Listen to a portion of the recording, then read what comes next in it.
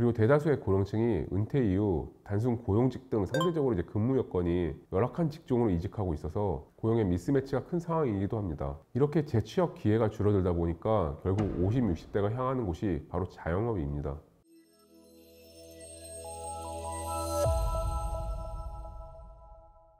안녕하세요. 회생메이트 김태용 변호사입니다.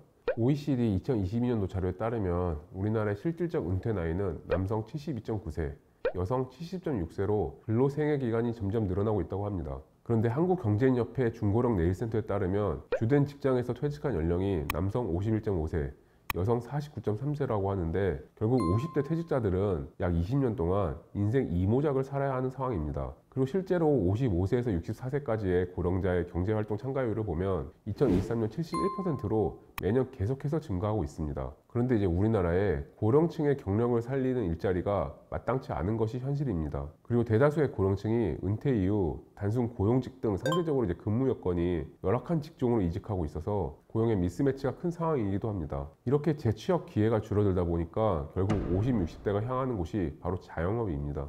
한국노동연구원이 통계청 경제활동 인구조사를 토대로 분석한 결과 2003년 전체 자영업자에서 50세 이상의 자영업 비율은 37.8%에 불과했지만 20년 뒤인 2023년에는 63.7%까지 치솟았다고 합니다. 30에서 40대가 같은 기간 56.7%에서 32.9%로 준 것과 극명하게 대비되고 있습니다. 자영업이 향하는 곳이 프랜차이즈다 보니까 우리나라가 프랜차이즈 공화국이라고 불릴 정도로 브랜드와 가맹점 수가 점차 증가하고 있습니다. 업종별 브랜드 수 비중은 외식, 서비스, 도소매 순이며 가맹점 수 비중 역시 외식, 서비스, 도소매 순이라고 합니다. 외식 업종이 대부분을 차지하고 있는 것이죠. 여기서 외식업과 도소매업, 서비스업은 구체적으로 다음 표를 참고해 주시기 바랍니다. 한편 자영업 업종 중 비율이 가장 많은 것은 외식업입니다. 외식업의 주요 세부 업종별 가맹점 수를 보면 한식 업종이 39,868개로 22.2%를 차지해서 가장 많았습니다. 가맹점 수 증가율은 커피 업종이 13%로 가장 높았고요.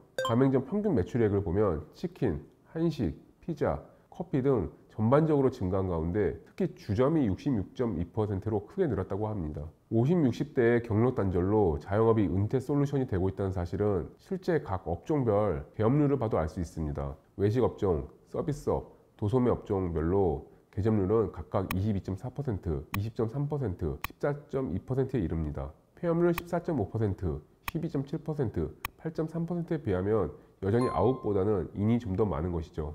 하지만 주목해야 할 것은 바로 아웃, 즉 폐업수입니다.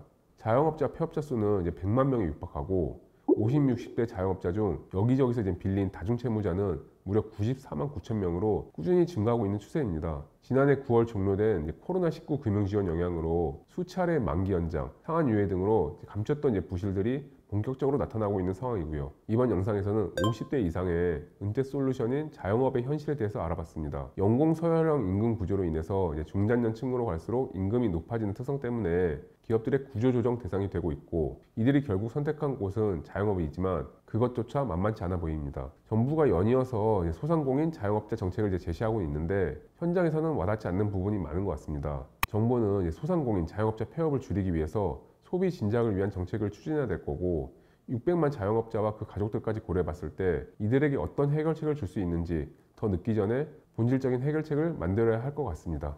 감사합니다.